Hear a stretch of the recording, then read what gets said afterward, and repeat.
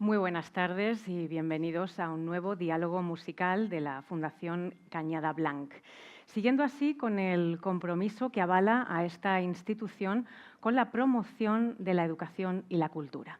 Durante más de 50 años conectan la sociedad con las distintas ramas del pensamiento, apoyados en las oportunas alianzas con socios estratégicos, la creación de proyectos que permiten la excelencia, como por ejemplo la Cátedra Princesa de Asturias para el estudio de la España contemporánea, y promoviendo la innovación social a través del diálogo, la transmisión de valores y conocimiento y, desde luego, la apuesta por el talento. Se mantiene, además, una estrecha relación con Burriana, localidad natal de su fundador, y con Reino Unido, donde Vicente Cañada Blanc inició su labor social. Es para mí, no se pueden creer, un auténtico placer estar hoy aquí con todos ustedes, con todos vosotros, por primera vez, además, y con mi especial agradecimiento a su presidente, a Juan Viña, a su patrona, Mónica de Quesada, por esta iniciativa que aúna tanto enriquecimiento y tanta espiritualidad también, a Sonia Gil por su bienvenida, a Eva Sandoval y, desde luego, a su directora Paula Sánchez y a todo el equipo de producción por hacerlo posible. Hoy nos vamos a sumergir en el repertorio lírico polifónico español, que disfrutó de una vitalidad extraordinaria en la España del Siglo de Oro. Escribe Manuel Gómez del Sol, musicólogo, que es precisamente la época de los poetas renacentistas más ilustres del siglo XVI, de Garcilaso de la Vega, de Juan Boscán, de Luis de Vivero, de Jorge de Montemayor, de Garci Sánchez de Badajoz, Comendador Escribá y tantos otros, además cuyos textos fueron puestos en polifonía, por utilizar la terminología correcta, por las más grandes figuras de la composición vocal española de aquella época. Una comunión artística entre música y poesía que será la que nos guíe hoy. La variedad del patrimonio histórico también conservado en la península ibérica demuestra el alto grado de riqueza cultural de la música que se escuchaba en las capillas reales y nobiliarias españolas desde un punto de vista autóctono, con el cultivo de géneros típicamente nacionales como la canción, sobre textos en castellano o portugués, romance, cosaute, villancico o ensalada, que nos ocupa desde luego hoy, pero también acerca del consumo generalizado de música tradicional, debido a que la aristocracia hispana se mostró siempre muy permeable a la circulación y recepción de toda la vanguardia, en este caso musical europea. Para entenderlo también, ese complejo entramado de la música profana ibérica debe considerarse desde el acceso a los manuscritos, a los documentos. Podríamos aludir al manuscrito de Montecassino, al cancionero musical de Palacio, al cancionero de la Colombina, al manuscrito de Barcelona y, desde luego, al cancionero de Uppsala, vinculado en este caso al duque de Calabria, y que contiene, curiosamente, 54 villancicos atribuidos a otra de las figuras cruciales en este diálogo musical, Mateo Flecha el Viejo, una colección de otros compositores como eran Juan de la Encina, Cristóbal de Morales, Juan Vázquez y el propio Mateo Flecha. Esas ensaladas, de las que hablaremos a continuación con ellos, destacan por su ritmo, por su flexibilidad, por aunar lo cómico, lo serio, lo religioso, lo profano, utilizar diversas lenguas y también idiomas, el italiano, el portugués, el latín, el castellano y, desde luego, abrir todo ese amplio espectro a la interpretación, como ellos nos lo van a mostrar. Hablar de Mateo Flecha el Viejo es hablar también de ciertas incógnitas. Lo encontramos primero como maestro de capilla en Lérida, posteriormente aquí en Valencia, después en Sigüenza, en Guadalajara. Regresó al final a Valencia y también lo encontramos en otras localidades españolas, pero siempre inmerso en esa niebla que rodea a los compositores renacentistas. Lo conoceremos de la mano del cuarteto vocal de formación reciente, Riendo el Aurora. Los 4 miembros muestran un fuerte compromiso, no solo por la interpretación vocal, sino también por la composición y por la dirección. Está conformado por la soprano Jenny Castro, por la mezzosoprano Carla San Martí, el tenor Cristian Roca y el bajo Josep Ramón Gil Tàrrega.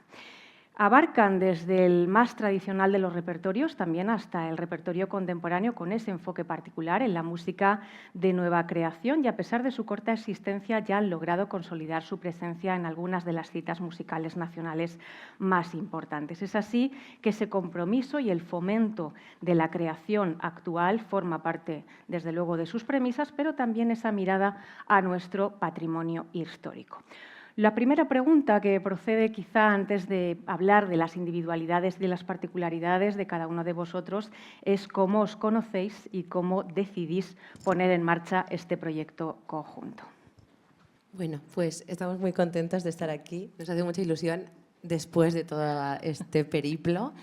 Y bueno, nosotros nos conocemos desde hace muchos años. Somos amigos desde hace mucho, mucho tiempo y creo que Carla, Cristian y yo nos conocimos precisamente en un curso de dirección de Josep Ramón y a partir de ahí nos hicimos muy amigos y hemos mantenido una relación muy cercana siempre. Y hace como 4 años o una cosa así, Cristian dijo, he compuesto un madrigal. ¿Os apetece quedar una tarde y vamos a grabarlo? Pero una cosa así de amigos, de bueno, vamos a pasar la tarde, ¿no? Y fuimos a la iglesia de San Esteban, grabamos un madrigal y alucinamos todos de, pero cómo hemos disfrutado de este momento, ¿no? Entonces, desde entonces hicimos un grupo de WhatsApp que se llamó Que no quede en saco roto. Como diciendo, bueno, hemos hecho esto, no queremos que esto termine aquí. Y a partir de ahí, pues hemos ido intentando hacer más cosas, quedar, como llevar a cabo este proyecto y estamos muy contentos. Ese nombre del grupo de WhatsApp quizá, no lo sé, nos podía dar algunas vistas sobre el nombre del grupo o no. Comentadnos, ¿por qué Riendo en la Aurora? Bueno, el nombre del grupo, que te lo cuente Carla porque ella es la que se lo inventó. El nombre del grupo es que nos costaba un día encontrar un nombre que realmente nos gustara y dijimos, pues ¿por qué no buscamos el título de alguna obra, de una canción que nos guste mucho? Cristian y yo adoramos la obra de Juan Bautista Gómez, Riendo en la Aurora, que no es muy conocida, no se interpreta mucho, si no la conocéis os la recomiendo, es preciosísima. Y como nos gusta tanto, dijimos, pues nos gusta también mucho el título y bueno, decidimos llamarnos así para hacer honor a esta canción. Desde el propio planteamiento, como grupo, esa amistad, esa, digamos, complicidad que existe entre los intérpretes cuando se llega a la propia interpretación musical con valores y con un cierto espíritu de mirar todos en el mismo camino. Vamos a ir repasando, si os parece, algunas brevemente de las individualidades de cada uno de vosotros y cómo eso ha enriquecido, desde luego, al grupo. Comenzamos contigo, Jenny Castro, soprano, nacida en Vitoria, formada en su ciudad natal y también aquí en Valencia. Ha realizado el máster o está realizando el máster en Interpretación e Investigación de la Música Antigua en la Escuela Superior de Música de Cataluña. Ha participado también en diversas grabaciones, ha colaborado con diversos grupos vinculados a la música antigua y de renombre en nuestro país y también ha formado parte del Joven Coro Nacional de España. ¿Cómo se ha ido moldeando, en tu caso, Jenny, la formación hasta llegar al ámbito de la música antigua?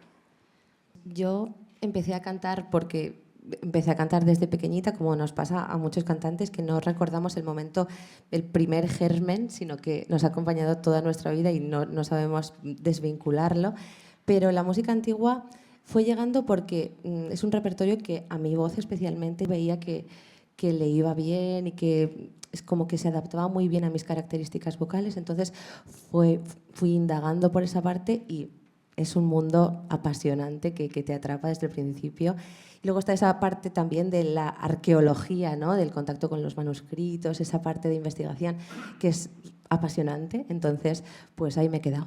Sí, porque desde luego ese ámbito abre la perspectiva a otras disciplinas artísticas, la literatura, la poesía, la pintura, iremos también hablando de ello en algún momento. Continuamos contigo, Carla San Martín, mezzosoprano, nacida aquí en Valencia, formada en esta ciudad y también, aunque fuera un único año, en la Academia de Música de Budapest, Franz Liszt.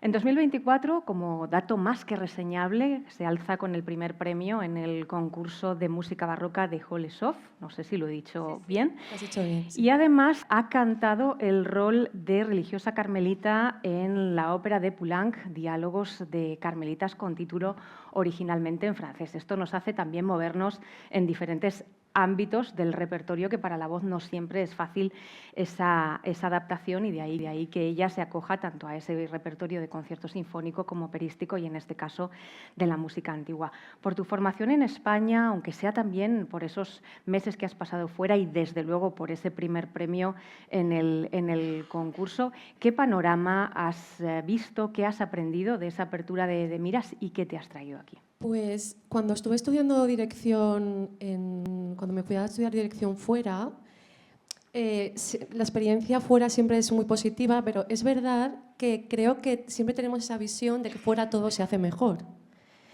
Y a veces no es tanto el irte fuera, sino con quién te vas. Es muy importante buscar al referente.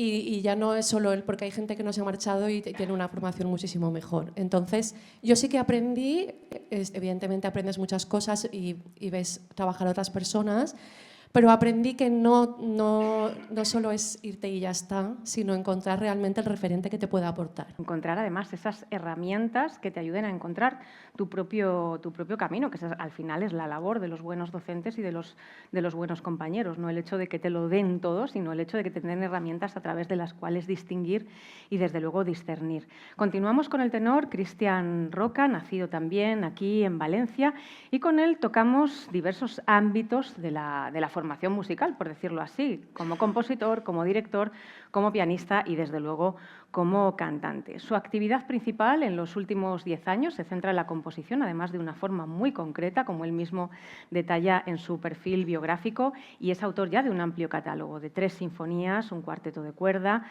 diversas obras de cámara, un requiem, canciones, música para piano y además la ópera La cantata de Federico. Ha recibido también diversos encargos de aquí, del Palau de la Música de Valencia y de la Coral de Cámara de Pamplona. ¿Qué aporta la composición a tu faceta como cantante y viceversa? Buenas tardes. Sí, como bien has dicho, mi actividad principal es la composición, pero yo empecé la música cantando en la Escolanía, soy antiguo escolán de aquí de la Escolanía de Valencia, y yo en un principio quería ser cantante y siempre he querido ser cantante, pero después en el conservatorio, pues como viene el cambio de la voz y siempre te dicen, bueno, tienes que esperar unos años a que la voz se estabilice para poder estudiar, pues entonces dije, bueno, pues mientras tanto yo sigo con el piano. Y yo ya empezaba a componer, yo ya componía. Lo que pasa es que componía muy mal, porque no tenía ni idea. Y entonces yo me pensaba que no tenía talento, que componer era una cosa de las musas que te susurraban las melodías y las armonías, y yo pensaba pues que las musas no me habían tocado.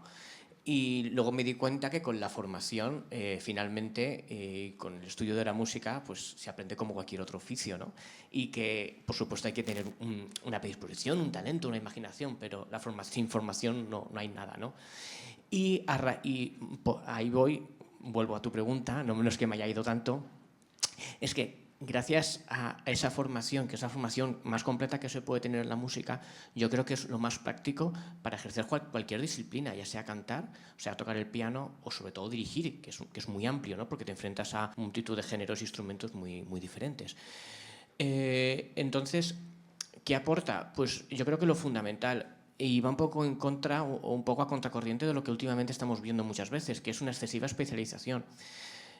Al final, yo creo que para lograr una buena interpretación con perspectiva, originalidad, creatividad, la especialización es totalmente enemiga de todo esto, porque nunca un músico ha sido especialista, y menos en esta época. En esta época los músicos, el mismo que tocaba el clave, si hacía falta que tocara ese día el bajón, lo tocaba. Y si tocaba el bajón, tocaba cualquier instrumento de viento. Y además también componía un poquito. Y si le decían que hiciera un motete para el sábado, igual también te lo hacía. Entonces, esa formación amplia que tenían los músicos del siglo XVI, XVII, XVIII, y fue ya en el XX cuando se empezaron a especializar muchísimo, eran los propios que interpretaban este repertorio. Entonces, qué menos que nosotros mismos en esta época ponernos también en esa posición de formarnos ampliamente como ellos lo hacían, ¿no? Esto enlaza, Cristian, también con el perfil, en este caso, de Josep Ramon Gil Tárrega. Buenas tardes, también aquí, nacido aquí en Valencia. Desde su formación es director del grupo Victoria Musicae, especializado en polifonía española de los siglos XVI al XVIII y del coro del Casino Musical de Godella. También desde 2017 del coro de la Federación de Coros de la Comunidad Valenciana. Imparte cursos y seminarios y ha sido, como dato relevante también, principal director, en este caso, del Mesías Participativo organizado por La Caixa en las convocatorias de Valencia, Madrid y Alicante. Además, es catedrático emérito del área de música, de educación secundaria y bachillerato. Esa faceta de director y de compositor, director en este caso para coro, es prácticamente la misma pregunta que para Cristian en esa ausencia de especialización. ¿Qué ha supuesto para ti y qué aporta, en este caso, tu experiencia al grupo? Sí, la pregunta es similar y la respuesta bastante similar también. Pues porque, obviamente, si nos miramos a los cuatro, yo soy el de mayor edad. Bueno, no lo aparenta, pero lo soy. Y eso significa que uno tiene, pues a lo mejor, un poco más de bagaje a nivel simplemente de mochila, ¿no? de experiencia vital, ¿no?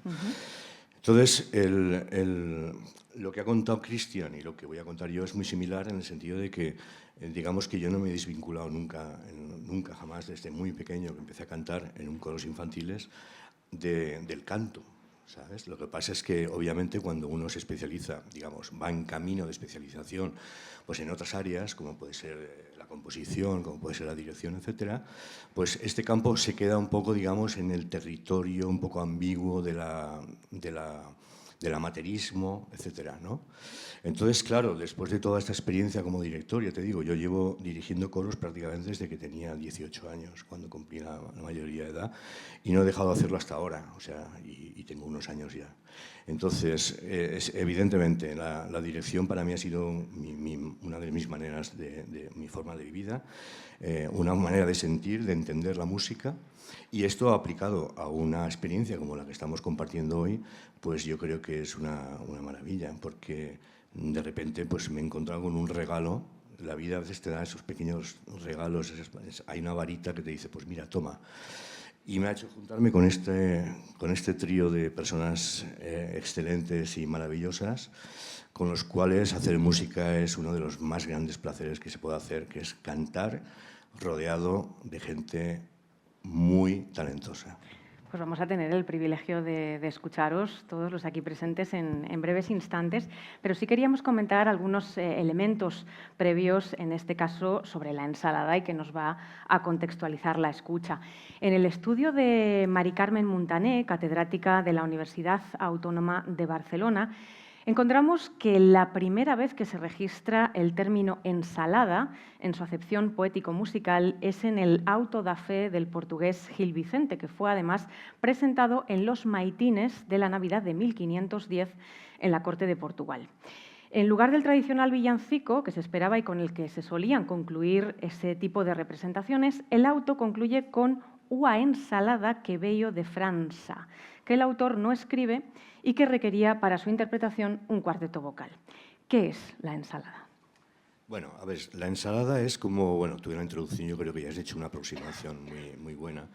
La ensalada es una forma musical vocal, polifonía clásica española, digamos, del siglo XVI, que se conoce porque hubo un compositor, concretamente Mateo Flecha el Viejo, un compositor de Tarragona, que decidió un poco inspirarse en algunos antecedentes para crear una serie de ensaladas que son, como digo, una forma musical variada.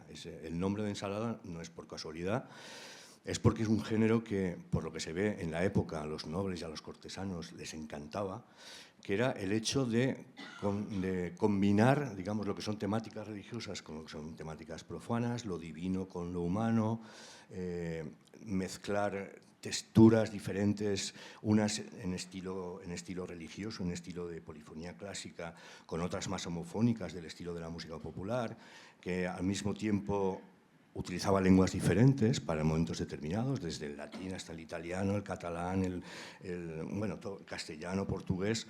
y una serie de elementos, todos hechos un batiburrillo, por decirlo de alguna manera, todo tiene una lógica y una forma, obviamente, y es lo que dio nombre a esta forma musical. Desde luego, debió tener mucho éxito en su día, porque Mateo Flecha no dejó de escribirlas, y de hecho las que nos han llegado ahora, nos han llegado a nuestros días, algunas se han perdido, otras porque la recopilación la hizo su propio sobrino. Su sobrino también se llama Mateo Flecha, el joven, pues se llaman el joven, obvio.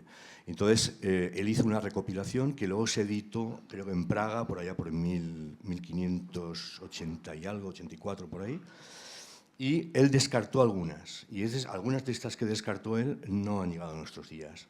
Pero bueno, el corpus, digamos, más importante de las ensaladas la tenemos, y disponemos afortunadamente de ediciones muy fieles y de mucha garantía, como la que acabas de citar, de la musicóloga Carmen Montaner. Y luego bueno, esto Cristian quería comentarlo también, de Nacho Álvarez, que es un musicólogo también, que ha hecho un trabajo de recopilación muy importante de la música española de esta época. Por aproximarnos también de una forma completa al contexto, antes de escucharos, hemos de aludir, naturalmente, como mencionabas a Josep, a Mateo Flecha, de quien también explica que debió ser autor de un significativo repertorio de música sacra, del que lo único que ha aflorado es un miserere, y que nos queda un villancico de temática navideña, Gloria in excelsis Deo, en el que se advierte la influencia de Juan de la Encina, otro de los pioneros del género. También que se conservan 11 ensaladas, a 4 o 5 voces. ¿Qué sabemos de Mateo Flecha el Viejo, Cristian? Bueno, como bien has dicho en la introducción, los compositores de esta época lo que se suelen saber bocaditos de su vida, que son pues cuando entraba de maestro de capilla en cierto sitio o al servicio de la corte de cierto noble. Entonces, lo que pasaba entre medio, no solo de Mateo Flecha, sino de casi ningún compositor de aquella época se sabe, ¿no? Porque al final tenemos que pensar que eran trabajadores, como podía ser pues el cocinero, el jardinero, y estaba el músico. Entonces eran personas que en un principio no eran personas ilustres, entonces no se les llevaba un seguimiento de su vida, solo se sabía pues, cuando firmaban los contratos, de qué época iba el contrato, cuánto le pagaban y qué le encargaban. Entonces eso es prácticamente lo que sabemos de los compositores de aquella época, ¿no? Sí que alguno tuvo un poquito más de fama, pero bueno, es el caso de Mateo Flecha. Se dice que estuvo en Valencia al servicio del Duque de Calabria, aunque esto es cuestionable. No soy un experto en el tema, pero creo que no sé hasta qué punto es muy fiable. Lo que sí que es fiable, que al final es lo que a nosotros nos importa, es que en el cancionero del Duque de Calabria se conserva... Bueno, el Duque recopiló 2 de sus villancicos. No sé si alguno más, creo que estos 2 seguro, que es además justamente comentábamos antes de entrar que en mi opinión son los 2 mejores sin duda que tiene el cançoner, que es Teresa y Carmana y Que farem del pobre Joan. A mí en particular este último me parece uno de los mejores villancicos uno de las mejores obras de música profana del siglo XVI, sin ninguna duda, europea. Es un villancico fabuloso. Y es una pena, se ha conservado, como bien has dicho, muy poca música de este autor, pero música toda de muchísima calidad. Por lo tanto, es una pena. Quizás yo creo que es una de las grandes tragedias del Renacimiento español, porque sí que es verdad que otros compositores se recopilaron, por Petrucci en Italia, en Roma. En Italia se recopiló mucha música y se editó mucha música de Victoria. Sabes que en Victoria se editó prácticamente todo: Morales, Guerrero, por supuesto Palestrina.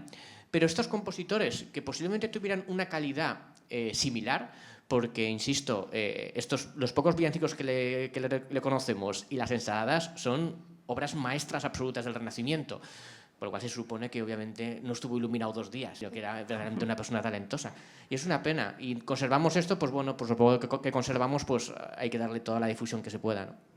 Habéis elegido para comenzar un breve comienzo, como valga la redundancia, el inicio bullicioso de El fuego, una de las ensaladas que presenta un estilo y un argumento centrado en el pecado y en la figura de la Virgen. ¿Qué pautas brevemente daríais de escucha para este fragmento? Bueno, hemos escogido 2 fragmentos de la ensalada, no lo vamos a hacer entera, obviamente, simplemente como muestra, ¿no? Entonces, el primer fragmento, bueno, siguiendo con lo que estaba explicando antes de la forma de la ensalada, en el fuego lo que se hace prácticamente durante toda la ensalada es una llamada a los pecadores para que intenten con agua apagar el fuego del pecado, ¿no? Entonces, toda la ensalada, digamos, es un trasiego enorme entre trae el agua, tírala, corta las vigas para que no se propague el fuego, toca las campanas. Entonces, claro, Flecha con este trasiego absolutamente casi cómico de la situación, lo que hace es, en la primera introducción, que es la que vamos a cantar en primer lugar, pues plantear un poco la situación, ¿no? Dice, corred, corred pecadores, vamos a apagar el fuego del pecado, y aquí tenemos el agua redentora, que es la que nos va a ayudar a hacerlo. Y después interpretaremos otro fragmento que es el más, si queréis, más característico de la forma, porque es en el que abundan más las onomatopeyas, por ejemplo, ¿no? En la que Flecha hace onomatopeyas de lo que sería el serrar de las vigas de las casas, ¿no? Para que no se propagara el fuego, o, como he dicho, de las campanas. También hay, no sé, bueno, hay un sinfín de efectos sonoros muy divertidos que, en definitiva, lo que intentaba, desde mi punto de vista, aparte del puro mensaje, digamos, religioso, por decirlo así, yo creo que era divertir al personal, y yo creo que lo consigue. Si queréis, si es la pregunta que me queríais hacer, sí, vamos a hacer el primer fragmento escucharos. y después, si queréis, lo comentamos y hacemos el segundo. Muy bien.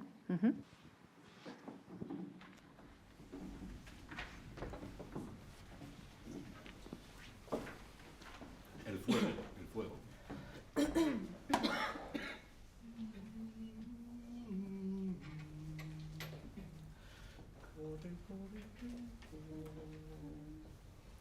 Este fuego que se enciende es el maldito pecado que al no haya ocupado siempre para si lo prende. Cualquier que de Dios pretende salvación procure luego. Agua el fuego, agua el fuego. Fuego, fuego, Fuego, fuego, fuego, fuego, agua el fuego. Venid presto, pecadores, a matar aqueste fuego. Haced penitencia luego de todos vuestros errores. Venid presto, pecadores, a matar aqueste fuego. Haced penitencia luego de todos vuestros errores. De todos vuestros errores.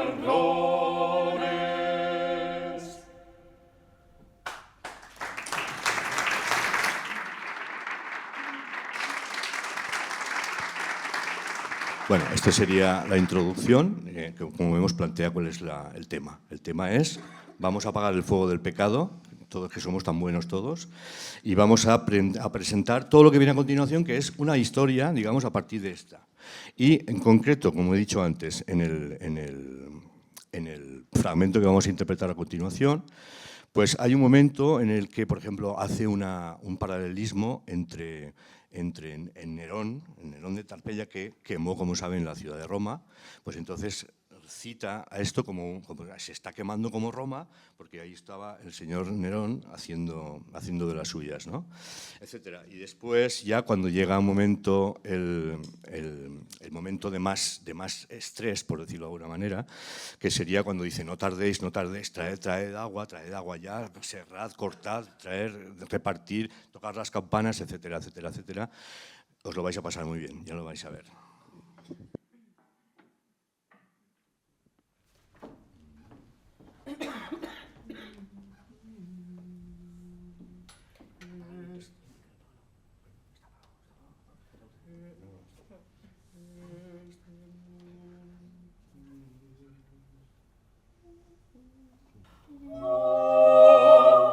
Como nos abrazamos en el mundo y su temor, por cualquiera pecador, que lo que da Dios no toma, no toma.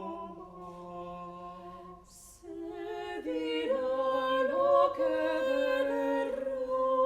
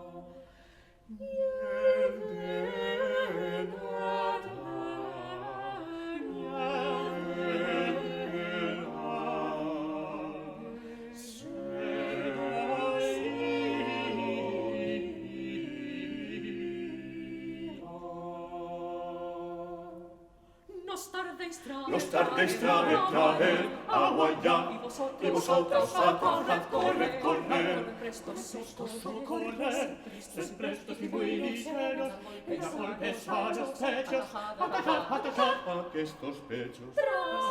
Tras,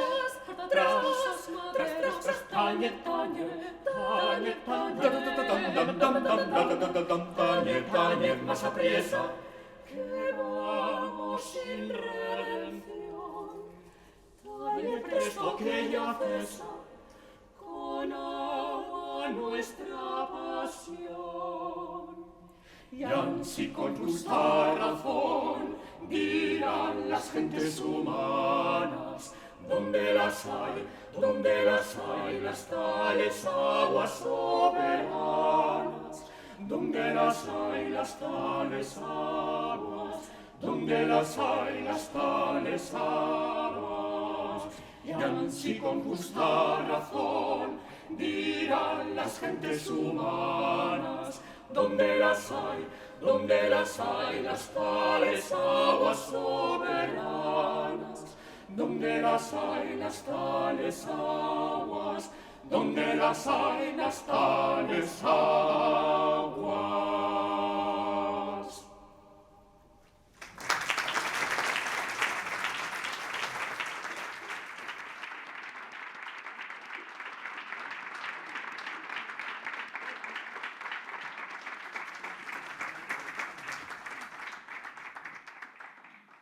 Antes de la escucha del siguiente fragmento musical que habéis elegido, vamos a la escritura, a la partitura. ¿Cómo se trabaja? Si habéis tenido que hacer algún arreglo, alguna transcripción, ¿a qué fuentes se puede acudir desde esa labor musicológica a la que aludíamos también? ¿Qué transcripciones y qué labor previa en este sentido hay que realizar antes de lo que nosotros escuchamos aquí en estos minutos? Sí, bueno, como ya comentaba antes Josep Ramón, nosotros hemos usado como fuente principal la Nacho Álvarez, que como ha dicho Josep Ramón, Nacho Álvarez es un musicólogo español que ha hecho una labor realmente increíble y yo creo que muy poco reconocida, que es que prácticamente ha transcrito la totalidad del repertorio del Renacimiento español y además de forma totalmente altruista, ya que está libre de derechos, no ha querido patentar sus propias transcripciones, de forma que están en Internet de forma gratuita. Y además son una fuente bastante fiable y moderna, porque, bueno, de hecho él todavía vive, o sea, son fuentes totalmente actualizadas. Sí que es verdad que a veces es necesario complementar con otras fuentes, contrastar, sobre todo en este repertorio muchas veces hay dudas de lo que es la semitonía, de lo que modernamente decimos sensibilización, que es pues, hacer alteraciones en las cadencias sostenidas normalmente. Y entonces, en ese tipo de cosas suele haber siempre dudas y hay necesidad siempre de comparar varias fuentes o incluso ir al manuscrito original. Otra fuente que hemos consultado también es la que hemos dicho, han comentado, de Mari Carmen Gómez Montané, que ha editado, están editadas todas las ensaladas de Mateu Fletxa, creo que además por la Generalitat Valenciana, creo que es, ¿no? La publicó la Generalitat, y entonces entre esas dos fuentes nos hemos movido en un principio. Respecto a la preparación técnica vocal concretamente para este repertorio, la verdad es que es bastante específica. De hecho, no por ser buen cantante eres buen cantante de este repertorio. Quizás yo creo que es uno de los repertorios más singulares en este aspecto, ¿no? Porque hay personas que igual no son grandes solistas, grandes cantantes, pero son muy buenos cantantes de ensemble, muy buenos cantantes de música de Renacimiento y viceversa. Luego hay personas que también, como os comentaba antes, ¿no? El caso de Carla o Jenny también, que hace música incluso contemporánea, ¿no? Que es posible, también lo que hablamos, un poco volvemos al tema de antes, que si no hace falta una excesiva especialización, pero sí un conocimiento de lo que se está haciendo y una técnica apropiada para lo que se está haciendo, claro. Como complemento también a ese conocimiento se puede mirar a otras disciplinas artísticas, a la literatura, a la poesía, a la escultura, a la pintura. Nombres como Lorenzo Valla, Poliziano, Castiglione son referencias en este repertorio, incluso anterior, que nos pueden ayudar a adentrarnos en el significado de esas letras.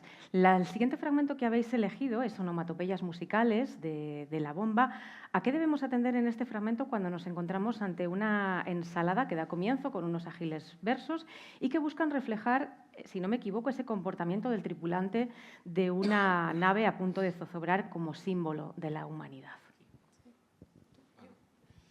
Esta no la habíamos preparado. ¿Ah, sí?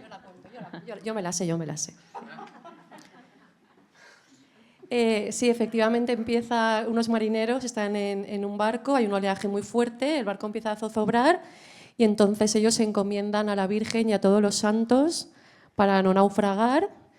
Y nosotros el fragmento que vamos a realizar justo empieza con el verso Gratias Agimus Tibi, que es el momento en el que llega el barco que los va a salvar. Y hace un paralelismo de ese barco salvador con el nacimiento del niño Jesús, que va a salvar a la humanidad del mal. Y luego hay una parte muy divertida en la que hay un personaje, para celebrar esta salvación, deciden cantar y hacer un canto, y entonces hay un personaje que primero tiene que afinar la guitarra. Y cuesta un poco de afinar. Espero que a nosotros nos cueste menos. Y bueno, la vamos a interpretar y... Vamos a... No, está perfecto. Lo único que, como cosa curiosa, añadiendo lo que ha dicho ella, cuando habla de la afinación de la guitarra, que hace 2 intentos y los 2 intentos son fallidos, la guitarra está desafinadísima. Entonces, el propio Flecha en la partitura escribe un la bemol que está absolutamente ajeno a lo que es la armonía triádica de la ensalada, con lo cual lo que quiere precisamente es exagerar esa idea de que la guitarra no está afinada. Nosotros le damos un poquito más de rosca, ¿eh?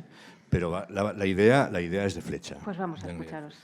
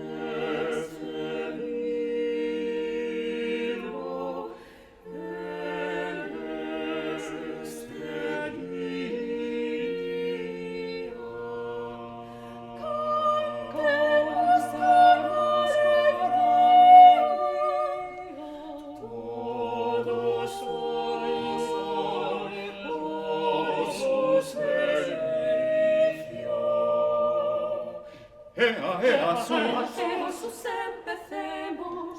Empieza tu guitarra a tañer con tu guitarra y nosotros te ayudaremos. Espera que esté templada bienita el ruin.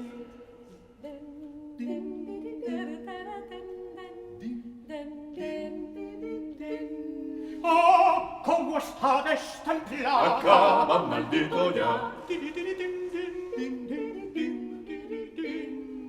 ¡Es por demás! Sube un poco más.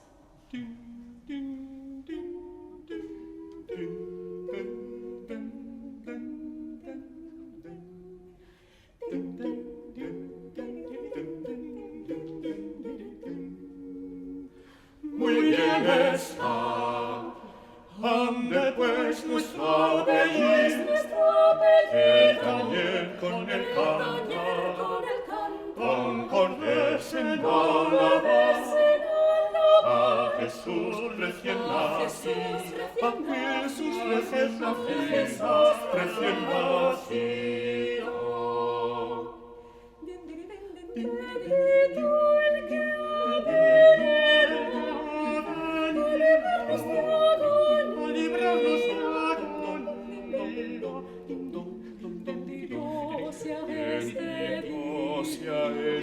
Que nos dio el contentamiento, remedió su advenimiento mil enojos.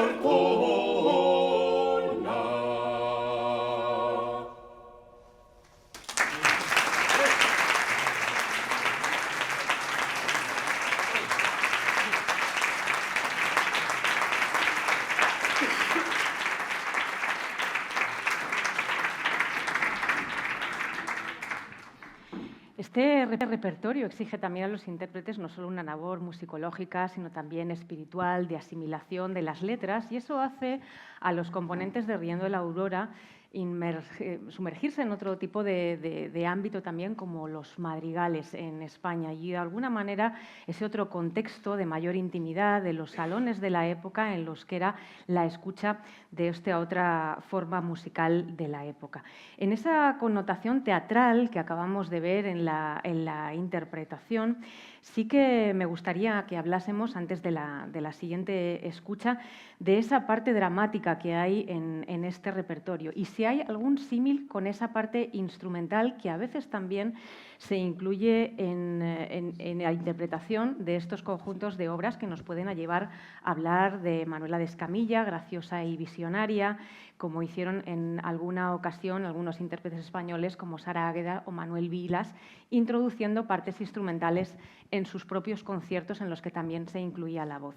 ¿Qué hay de esa parte teatral en el repertorio? Sí, bueno, la pregunta que me haces la divido en dos, por una parte la parte teatral y por otra lo de los instrumentos. El añadir instrumentos en este repertorio está totalmente dentro de la norma. Por supuesto de la época, porque en la época se añadían instrumentos sin ningún pudor. En las iglesias, durante los oficios sí que se tenía algo de pudor, pero como final de fiesta, como fin de fiesta, canto final de la iglesia, ahí se metía de todo. Algo que ahora no se permitiría, por otra parte, pero entonces sí. Pero además en música de palacio, como es el caso, pues las voces eran sustituidas por instrumentos sin ningún tipo de pudor, o incluso si en una tarde tenías solo una soprano, hacías una ensalada y cantaba la soprano, y los otros tres eran los instrumentos que tenías a tu disposición para esa tarde. Y además las escrituras del Renacimiento son muy poco idiomáticas. Hay muy pocas cosas escritas para un instrumento concreto. De hecho, los primeros casi casos son pues, para vihuela, ¿no? De Narváez, de Luis de Millán. Y poca cosa más. Era todo vocal y los instrumentos tocaban las partes vocales.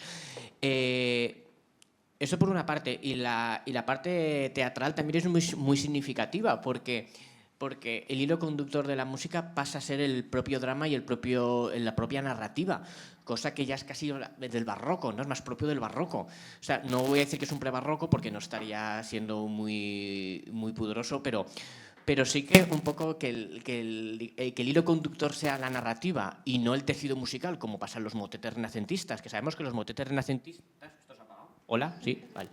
Los motetes renacentistas, a diferencia de los motetes del final del medievo, del siglo XIV y primera mitad del XV, la música del Renacimiento se caracteriza por la unidad y porque las fases están hilvanadas de una forma muy inteligente y muy temática. Una voz hace digamos que es una concepción de la música, no voy a decir independiente del texto, pero sí que la música tiene su propia organicidad, su propio lenguaje, independiente del textual, que complementa. Pero aquí en este caso ya es una concepción barroca, muy moderna en el sentido, o incluso ya después del siglo XX, que el propio drama es el que tira la música hacia adelante. Y entonces en eso realmente Mateo Flecha, pues realmente esto es una especie de micro protoópera renacentista, ¿no? Es el antecedente, yo creo que más claro que tenemos antes de la aparición de la ópera, ¿no? Y de la camerata florentina. Habéis elegido dos batallas de la guerra, otra de las ensaladas, que pertenece a un grupo que pone de relieve esa asimilación por parte de su autor de ciertos recursos propios del lenguaje de Clement Jeannequin. ¿Qué particularidades vamos a apreciar en la interpretación de estas dos batallas? Jenny. Bueno, pues la guerra, igual que el resto de ensaladas que hemos escuchado, es un poco un símil con lo cristiano, y entonces simula una guerra entre los fieles y los pecadores, ¿no? Entre lo sagrado y todo lo que tiene que ver con el pecado. Entonces usa mucho lenguaje beligerante, mucho el capitán va delante y los cañones y los tiros. Y el uso de las onomatopeyas también es destacable. Hay un primer momento de la ensalada que oiréis que dice pregónese con presteza con tífano y a tambor, y entonces empezamos a imitar el sonido del tífano y del tambor, pífano, perdón. Y bueno, es un poco durante toda la ensalada esta similitud entre la guerra y el bando del Dios contra los pecadores. Pues vamos a escucharos.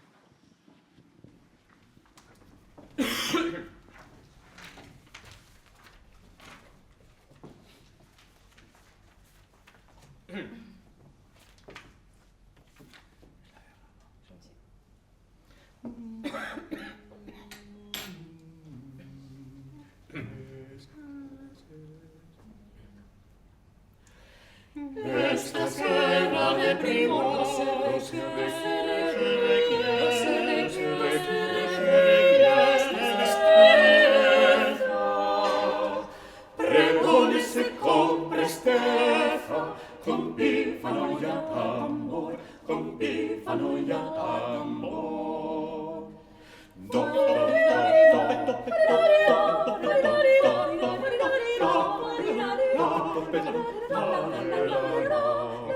todos los buenos soldados que os entraron a esta guerra no quieran nada en la tierra, lleguen y descansamos. Si salieren con victoria, la que estará será de siempre.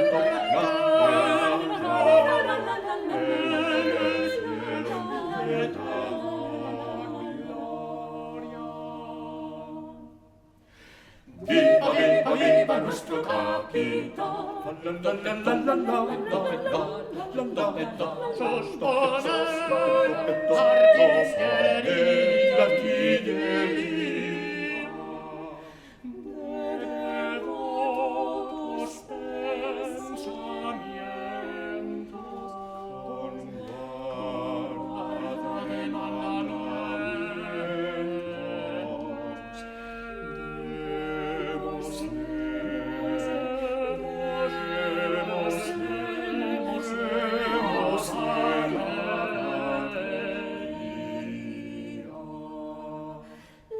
Las trincheras bien están, hacia casa de tiro grueso, o que que tiene tan gran peso que no le derribara. Bien está, ponedle fuego y luego, bum, bum, bum, bum, suelte la cabucería, suelte la cabucería, la muralla se derriba por arriba, sus a entrar, que no es tiempo de tardar, que el capitán va adelante, con su ropa rosegante ensangrentada, nadie no vuelva la cara, sus arriba, viva, viva, viva, viva. Los enemigos ya huyen, los enemigos ya huyen, a ellos que van corridos y vencidos.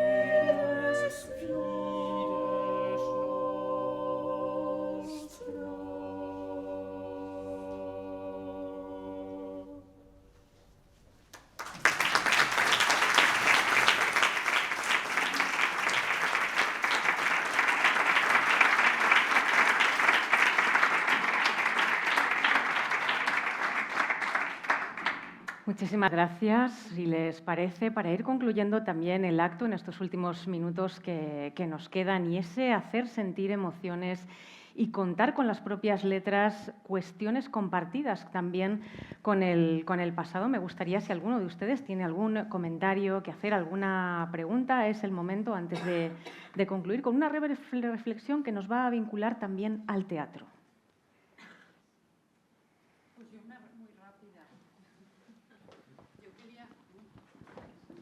Primero, dar las gracias a todos y en especial al coro que ha estado ensayando desde septiembre este programa. Y bueno, pues ya estamos aquí, se ha producido. Bueno, y muchísimas gracias, María, por haber venido y hacerlo posible. Mi pregunta era, siendo un género tan exclusivo, ¿no?, por así decir, de España y que tuvo tanto éxito, ¿se quedó solo en España? ¿No existe trascendencia de este género en otras cortes europeas, siendo que en esa época España era un imperio? Se había ya descubierto América. No sé si en Sudamérica o quizá en otros países vinculados a nuestra corte hubo algo similar que se conozca. Muchas gracias. Yo creo que sí, porque el hecho de que bueno, no sabemos exactamente la razón por la cual Mateo Flecha, el joven, publicó las ensaladas en Praga. La verdad es que habrá una razón probablemente, pero no la conocemos. Pero el hecho de que se publicara en Praga es muy probable que fuera porque la difusión a nivel en otros países de centro de Europa pues fuera posible. Yo creo que sí tendría recorrido, ¿no? Lo que pasa es que, y también pienso que es un repertorio que planteaba ciertas dificultades importantes. Por ejemplo, el uso de diferentes lenguas, ¿no? Que no sé si en este momento pues era una cosa, no era una práctica claramente habitual, pero mi deducción es que sí que tenía una proyección internacional esta música. Y si nos trasladamos a nuestros días, yo creo que prácticamente hay muchísimos grupos y muchos de mucho prestigio internacional que han grabado las ensaladas, unos con más y con menos acierto, pero sobre todo porque yo creo que es un repertorio muy de aquí. No sé, me da la impresión de que ese tipo de sentido del humor, ese tipo de contraste tan exagerado, es muy propio de aquí. Nosotros contamos chistes en lo que mezclamos todo y no sé si en Europa o en otros países a lo mejor pues no tienen ese tipo de sentido del humor. No lo sé, son cábalas que estoy haciendo yo ahora en este momento. Pero yo creo que sí. No sé si estáis de acuerdo conmigo, ¿no? Además, las ediciones que se hicieron en la época eran ediciones muy buenas. Si veis algún facsímil, veréis que son ediciones muy cuidadas de esta música. Muchísimas gracias a vosotros, Riendo el Aurora, muchísimas gracias a la Fundación. Y me gustaría, para concluir el acto, finalizar con un breve extracto de Razón de Teatro, que es el título bajo el que se ha publicado el texto que Juan Mayorga leyó el 4 de mayo de 2016 con motivo de la toma de posesión de su plaza de académico de número perteneciente a la sección de Arquitectura y Bellas Artes, medalla número 49, en la Real Academia de Doctores de España. En él escribe que el teatro hace la vida humana visible, apliquémoslo también a las ensaladas de Mateo Flecha, nos da a ver de qué está hecha por sus letras. Es un mirador a la existencia. Es inmediatamente filosofía y, entre otras cosas, que con la complicidad del espectador, el actor le da a examinar la vida, en este caso los intérpretes, la que viven ellos y otras que podrían vivir. El actor siempre debería aspirar a que se dijese de él lo que un crítico afirmó sobre Shakespeare, que era lo menos egoísta que se puede ser, pues no era sino todo cuanto eran los demás o todo cuanto podían llegar a ser. Algo que podemos ver también no solo en los intérpretes, con su faceta como compositores o directores, sea cual sea independientemente su cometido. Muchísimas gracias.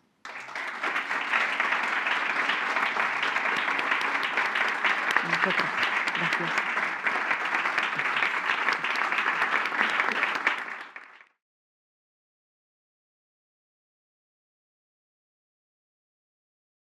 Va sobre el momento en el que los ángeles anuncian a los pastores que ha nacido el niño Jesús. Por eso comienza con Gloria in excelsis Deo, que es el verso que se utiliza en el Evangelio según San Lucas para transmitir esto a los pastores. Y entonces la ensalada básicamente es el camino desde que reciben el anuncio hasta que van al pesebre, todo lo que le van a llevar de regalos y bueno, una fiesta. Y hay como algo peculiar, hay un trocito de una canción desaparecida portuguesa, y luego hay un trocito también en catalán, castellano, latín. Bueno, y acaba, que esto no lo hemos dicho, que todas las ensaladas acaban con una parte en latín moralizante para recordar que sí, mucho jolgorio, pero realmente lo que importa es esto. Entonces, para acabar como toca. Espero que hayáis disfrutado y, bueno, muchas gracias por todo. La Negrina.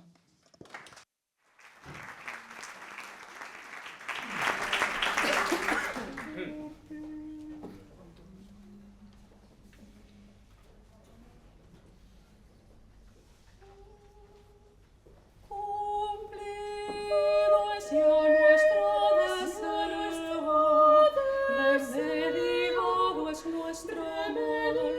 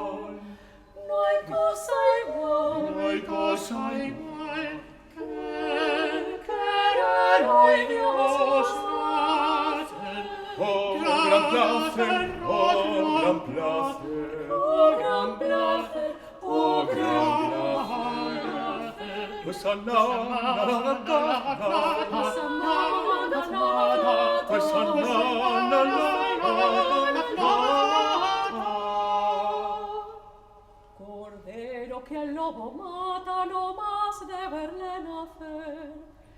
¿Quién pensáis que debe ser? ¿Quién pensáis que debe ser? Cordero que el lobo mata no más de verle nacer.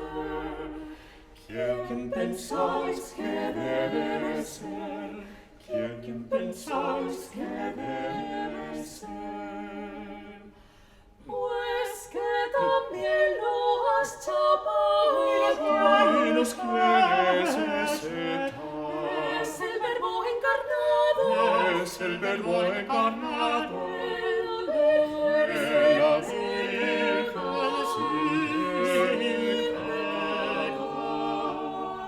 Sin pecado original, sin pecado original. Pues entone aquí Pascual, cantar si Dios te deja. Neulalia volgonella vernat, Neulalia volgonella. Neulalia volgonella, Neulalia volgonella vernat, Neulalia volgonella, Neulalia volgonella. Ay, boya de palmella vernat, ay, boya de palmella vernat. Amb un rossegar, darrere vernat, Neulalia volgonella, Neulalia volgonella. No nos cansemos, no nos cansemos, con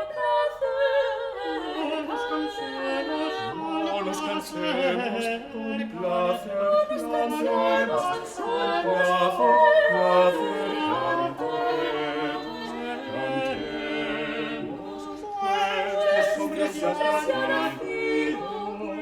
Dios hombre ya has nacido, Dios hombre ya has nacido, que aquel que digo no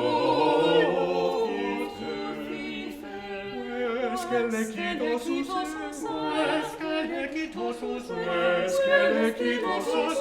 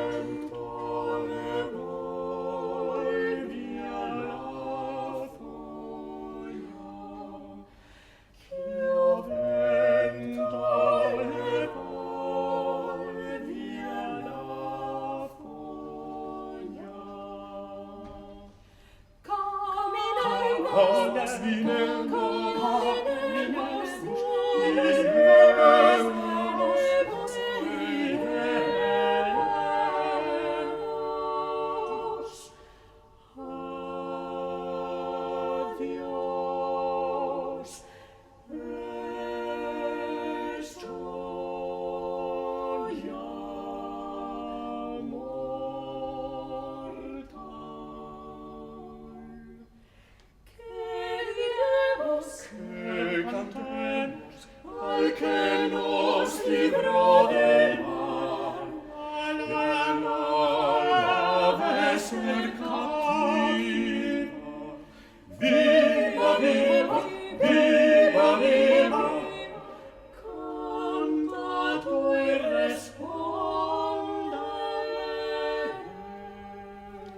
Sansa bella cucurume, adangadanga cucurume, adangadanga cucurume. Sansa bella cucurume, adangadanga cucurume, gurumbe, gurumbe, gurumbe, gurumbe. Mantenga, señor John Branca, señor John Branca. Mantengamos a merced, Mantengamos a verse. ¿Sabe cómo ya he nacido allá en Belén? Un niño muy garrido. Sa muy bien. Vamos a ver su nacimiento. Dios pesebre echado está. Sa contento vamos allá. Su vení que lleverá. Buona sa. Su camisón si corondaro. Sarano, tu sanico coloroso. Sa hermoso. Su carmiendra lleverá. Alanga gugurume, sansa bella gugurume, alanga danga gugurume, gurum, gurum, gurum, gurumbe, gurumbe, gurumbe, gurumbe.